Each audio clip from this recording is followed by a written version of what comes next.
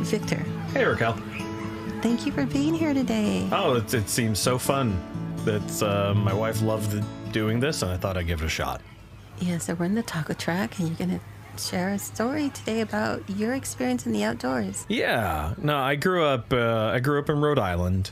Rhode Island is the smallest state in the country, but it's got a pretty diverse sort of, density through it. You'll have parts that are very urbanized near Providence, and you'll have stuff that is, the suburbans, and then you have the rural areas. And I grew up somewhere in between farmland and suburbia. 10 minutes one direction, is cows. And then, 10 minutes another direction is, malls and stuff. So I had a pretty good balance between that. And I ended up spending a lot of time just having fun in the outdoors. I mean, there was within, I would say, a 10-minute walk of my house was my elementary school and my middle school. Small towns, elementary school, middle school, high school, all right next to each other. Behind the middle school was some woods.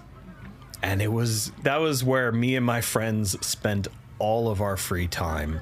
When we weren't finding one friend's house or another to go to. And mind you, this is the early 2000s, so we were just, we were playing Halo or whatever.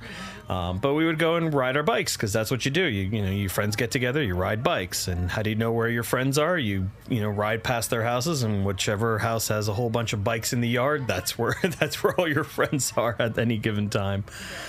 But I spent a lot of time in the woods behind the school.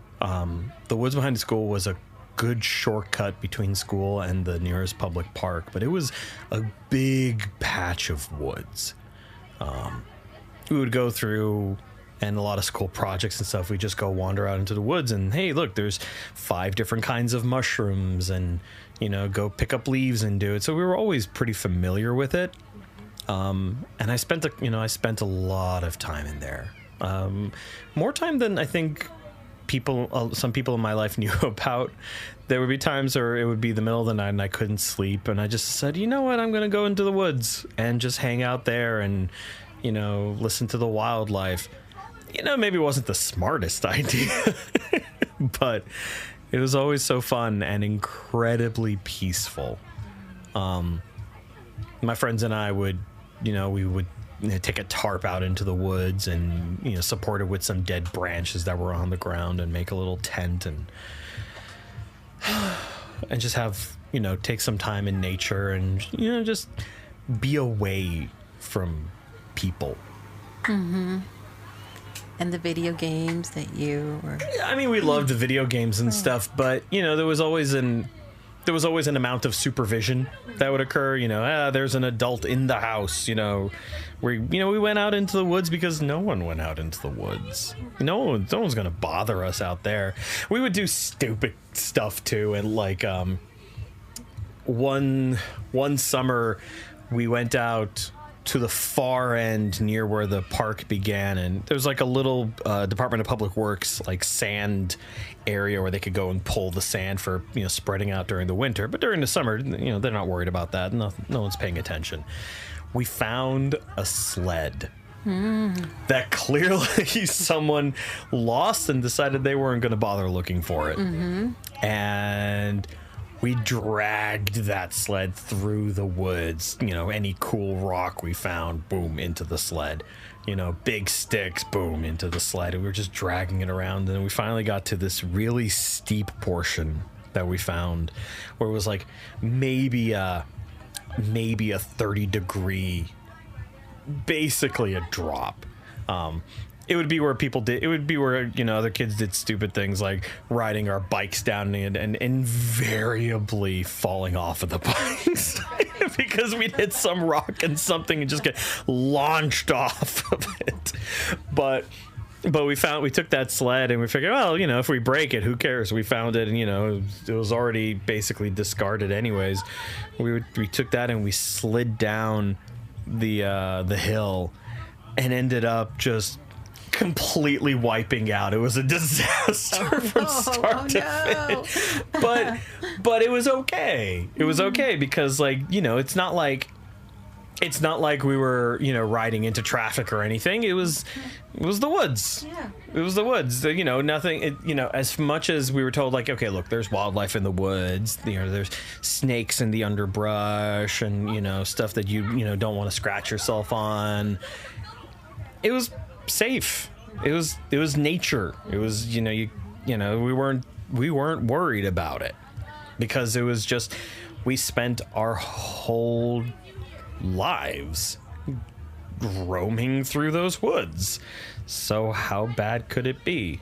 And I feel like I'm really glad that my kid had the experience of going and spending a lot of time in nature, but I feel like everybody, even, you know, kids and adults both would really benefit from being able to spend more time with nature. It's just, you go deep, you find some woods, you go deep into them, you don't hear sirens from police cars, you don't hear traffic or train horns, you don't hear the sounds of people, you know, maybe occasionally a plane flying overhead, but it's just so quiet and you just cannot find that kind of peace outside of nature, I think.